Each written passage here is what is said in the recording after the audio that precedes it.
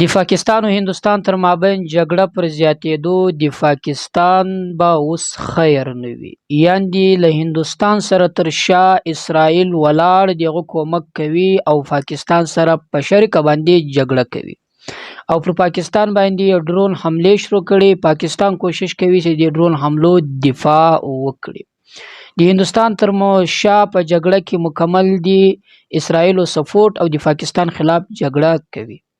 دوستانو، پر دې معلومات باندې د دې خبرو لپاره له تاسو سره طارق پټان صاحب یو ویډیو له تاسو سره شریکوم. راځي دغه معلومات هم وګورو.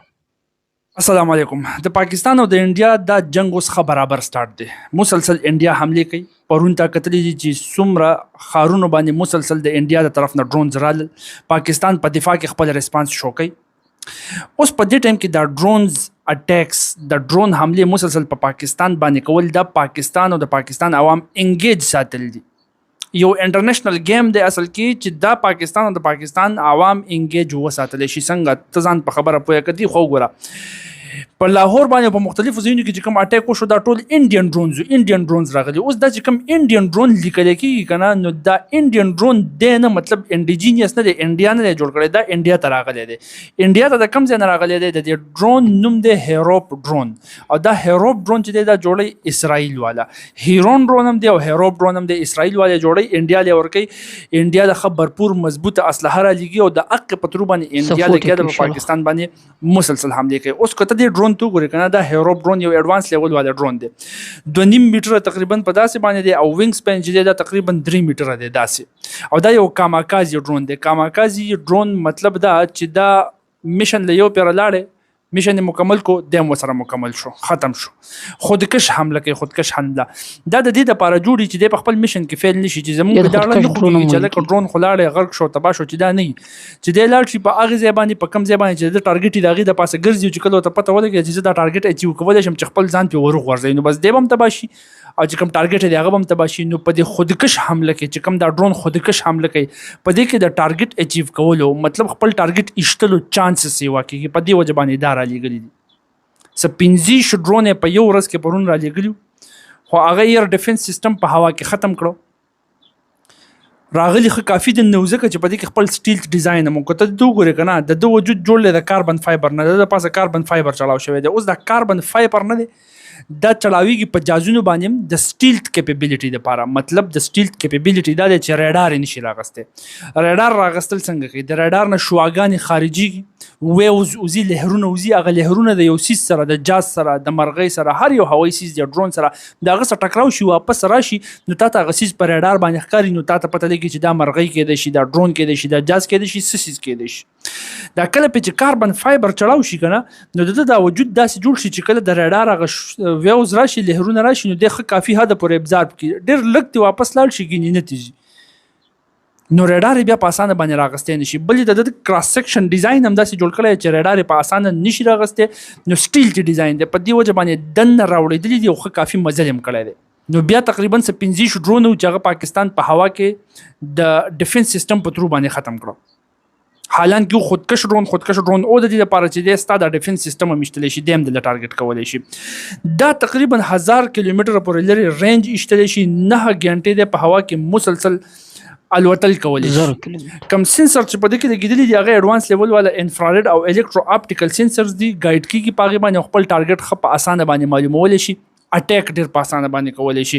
او تقریبا 23 کیلو 30 کیلوګرام وار هډ بارود په دې کې فټ کیږي او په دې ځکه ول فټ کړی 30 کیلو بارود د په دې ځکه فټ کیږي او دا یخت غسترګه د کیمرا د کم پترو باندې چې د قتل کې د مختلف سنسر په کې لګیدلي دي. دا ایڈوانس لیول والا ډرون تیاری اسرائیل والا اسرائیلی ډیفنس تیاری هیروپ نومې دی. او دې ټیم کې انډیا د ډړا لګي چې ته پروا مه کوه تاوان کېږي زما به کېږي خو ته ورلېږه او په پاکستان باندې حملې کوه او دا سړی انګیج وساته. انګیج ولې وساته دی خو وګوره اسرائیل داسې کار کړی دی ښه نه چې په غزه کې خو د هغه جنګ جاري و، په غزه باندې خو یې مسلسل رایښي و، اوس یې ورسره په یمن باندې جنګ جاري کړی دی. دا درېیمه ورځ ده چې دی په یمن باندې حملې کوي، په یمن باندې حملې کوي او وایي چې زه د حوثیانو ټکاني ولم.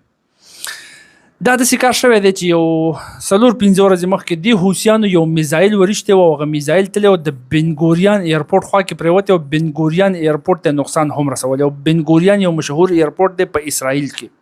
په دې باندې مسلسل دې حوثیانو اټیک کړی دی.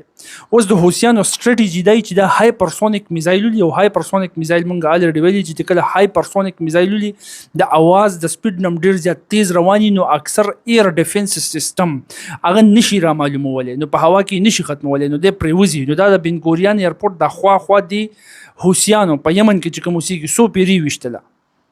نو اوس چې دا ویشتله، نو اسرائیل داسې کار وکړو چې د ایر ریډ شروع کړو، خپل جازونه را پاسول، F-16 په هغې کې و، F-18 په هغې کې و، دا مختلف جازونه را پاسول، په پراپر طریقې سره سټپ بای سټپ حمله کول شروع کړل. 3 ورځې چې مسلسل دی په یمن باندې بمباري کوي اسرائیل. او په یمن کې چې کوم ایرپورټس دي، کاغه په حدیده کې پورټ دی او کاغه په سنا کې پورټ دی، دا مختلف قسمه پورټس ولي. او بیا وایي چې موږ کامیابه کاروایي وکړله او د حوثیانو چې کومې ټکانې وي هغه مې ویشتلې. اوس ته ماته ووایه، ده خو په غزه کې راغستی غوبل، خو دی ښه کافي، او اوس یې ورسره په یمن کې هم راواغستو بمباري. په اسلامي ملکونو کې داسې کم ملک دی چې په هغې کې په عوامي لیول باندې ډېر غټ غټ احتجاجونه کېدل د اسرائیل خلاف، د اسرائیل د دې اګریشن خلاف. ایون تر دې چې د دغه ملک په دارالخلافه کې د خلکو نه هغه دارالخلافه ډکه شوې وه د اسرائیل خلاف او د فلسطین په حق کې د درنا په شکل کې. د ایران نه بعد که څوک د اسرائیل خلاف مضبوط ولاړ دي که نه په اسلامي دنیا کې، داسې اسلامي دنیا خو ټوله ولاړه ده، خو چې څوک ډېر زیات مضبوط ولاړ دي نو هغه د دې ځمکې عوام دي. عوام زه ګوره د حکومتي نمایندګانو خبره نه کوم، ښه دا ځینې خلک دا خبره په داسې انداز کې وایي لکه زه چې د دې اوسني حکومت خبره کوم. زه د دې ځمکې د دې خاورې د عوامو خبره کوم چې د دوی په زړه کې د اسلام مینه دومره پرته ده چې خپل مسلمان ورور ته بالکل د خپل ورور په شان ګوري، د هغه دپاره پاڅي، د هغه دپاره اواز اوچتوي. نو اسرائیل د دې څیز نه ډېر زیات تنګ و چې یاره په دغه ځای کې خو نور څه کار نشته دی، زه په څه طریقه باندې د دې دنیا د سترګې نه ځان پټوم او خپل کاروایان جاری ساتل غواړم، که په غزه کې که بیا په یمن کې او که په هر ځای کې دوی ته سپورټ ملاویږي چې ختمومه. خو په دغه ځای کې مسلسل ریلیانې کېږي، مسلسل احتجاجونه کېږي، په دارالخلافه کې کېږي او هغه ټولې دنیا ته شو کېږي، نو ټوله دنیا راپسې واپس راوچتئ. د دې سړي څه علاج کول غواړي. نو دغه اسرائیل اصل کې اوس انډیا ته سترګه والې ده چې ته داسې کار وکړه که نه چې ته راله دا سړی انګیج وساته، دې انګیج وساته چې په دغه ځای کې کم خلک چې بس د هغه خیال بیا صرف ستا سره یو ستا سره جنګ دی. دا ډرون مرون پې وروله، په ډرون کې خو ستا څه نقصان کېږي، صرف پیسې به ځي او هغه دله زه درلېږم، پیسې به هم زما ځي، ستا به څه نقصان نه کېږي. ته ډرون وروله او په هغه باندې دا حملې مسلسل جاري وساته او دا سړی انګیج وساته چې زه پکې خپل کار وباسم.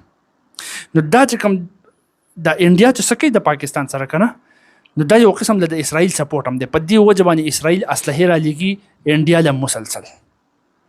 اوس ظاهره خبره د پاکستان خو به ریسپانس کوي، خو پاکستان ریسپانس کړی دی که نه دی، نو د انډیا نیوز بار بار دا کور کوي، د انډیا نیوز یې کور کوي چې پاکستان هم ډرونز را لېږلي دي او میزایلز یې را لېږلي دي او اټیک یې کړی دی او زموږ چې کوم فوجي اډې دي، ملیټري سټیشنز دي، دا یې ویشتل. دا بار بار انډین نیوز کور کوي.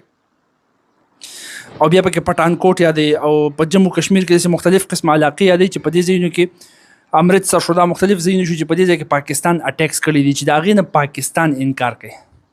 پاکستان ته انکار کوي چې دا اټیک مونږ نه دی کړی. د دې انکار کولو مطلب دا دی چې پاکستان ورته دا ویل غواړي چې اټیک دا نه دی، اټیک خو به د دې نه بعد زه کوم او ښه پوره پلینډ اټیک به کوم، څنګه چې تا پلینډ اټیک کړی اټیک به هغه شانتې کېږي. نو ته دې ته اټیک مه وایه، د دې په ترو ځان مه خلاصوه چې پاکستان خپل بدل واغستو، زما فوجي انسټالیشنز باندې اټیک وکړو خو ما په هوا کې ختم کړل، خپل بدل یې واغستو، لهذا اوس دې قلار شي. پاکستان ته انکار کوي چې ما اټیک نه دی کړی. اوس به تا کتلي مې هغه یو ویډیو ډېره زیاته مشهوره شوله، هغه دلته کې چې په کوم سټیډیم کې میچ و، هلته کې ډرون رالی راپرېوتو، نو میچ یې کینسل کو. اوس خو پی ایس ایل میچونه غالبا دوبۍ ته شفټ کړي، هلته هغوی په خپل سټیډیم کې انډین آرمي او انډین آرمډ فورسز او دا زنده‌باد او مرده‌باد او دا غوبل هلې ځلې شروع کړې وې. एकदम هلته کې مې یو لیټ بند شو، چې لیټ بند شو ویل دې کې ټیکنیکل مسله ده. چې کله ورپسې دا دویم لیټ بند شو، یاره وایي دا ټیکنیکل مسله نه ده، داسې کار دی چې دا حالات راته خراب ښکاري. نو چې په سټیډیم کې مې څومره هم خلک وو، دوی خپلې کړې دوی پردۍ کړلې، داسې وتي وو چې په سیکنډونو کې هغه سټیډیم خالي وو، د لمنو پسې شاته شرار کړی او په دې خلکو پسې، خیر لمنې خو په هغوی پسې نه یې، خو شرټ مرټ پینټ شرټ وغیره یې اچولي.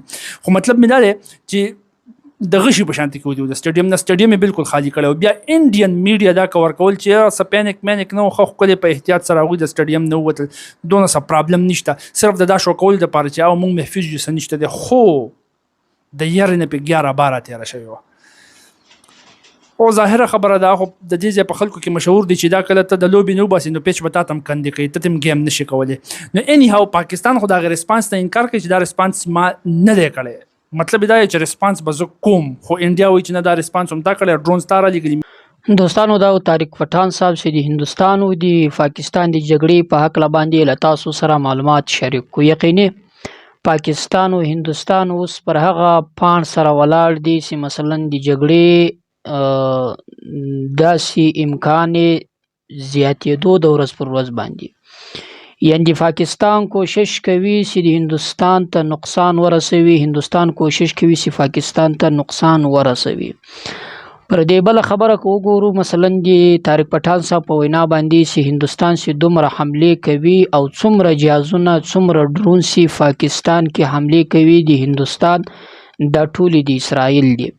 یعنی د په وینا سره د هندوستان تر شا اسرائیل ولاړ ده او وجه هم دی دا وایي سیولی په دې دونه هیوادونو کې له هندوستان سره یوازې اسرائیل ولاړ ده. ولی چین نور سره دریږي چې نږدې هم د ور سره، ولی روس نور سره دریږي، ولی امریکا نور سره دریږي، ولی نور هیوادونه. نو د په وینا باندې چې دا اسرائیل چې له د سره ولاړ ده دا په دې خاطر باندې چې له ایران نه بعد چې څومره د فلسطین په حق کې आवाज اوچت کوي هغه پاکستانی عوام دي.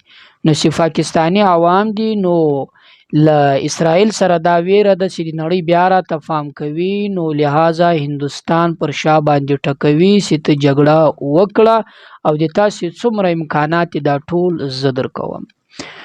نو والله اعلم چې دا به څومره حقیقت لري. که د بل ځای ته وګورو داسې خو ایران هم ده، په ایران کې هم د دې په خلاف باندې داسې ښه مضبوط کمپاینونه کېږي د اسرائیل په خلاف باندې، که عوام یې که حکومت یې ټول یو دي.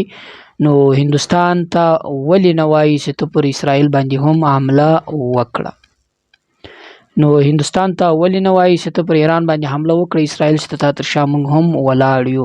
خو طارق پټان صاحب دغه وینا مثلا چې په دې وینا باندې دا خو زما په نظر باندې چې زه له ده سره په دې خبره کې یعنې دومره موافق نه یم لکه په دې نورو کې موافقت ورسره وکړو. ولې ځکه د هندوستان او د پاکستان اصل جګړه چې دا پر دې بنیاد باندې هم نه ده چې مثلا چې اسرائیل د د شا سپورټ کوي. په دې خو به شک نه وي چې اسرائیل سره ملګری ده هغه څه ورکوي، خو دا په دې معنا سره نشي کېدلی چې په دې کې د فلسطین په خلاف باندې आवाज اوچت کیږي، د اسرائیل په خلاف باندې عوام پورته کیږي. نو ځکه چې اسرائیل وایي چې نړۍ ماته توجه راړوي پر دې بنیاد باندې جګړه. بلکې د بلګام واقعیت څخه یا تر هغه مخکې که موږ او تاسو وګورو مثلا د 1965 یا 1901 یا داسې په تیر وختونو کې چې کومې جګړې سوي دي له هغه وخته د هندوستان او د پاکستان ښه نه سره لګي. هندوستان او پاکستان سره ځان دښمنان بولي. هندوستان کوشش کوي د پاکستان سره د جګړې له لارې مثلا کوشش کوي چې هندوستان نقصان ورسوي، او هندوستان کوشش کوي چې پاکستان ته نه د عوامو خسره ایسي او نه د حکومتونو له هغه ورځې راایسته. نو دا په دې معنا باندې چې مثلا د هندوستان او د پاکستان له واره لا هم تعلقات سره ښه نه دي.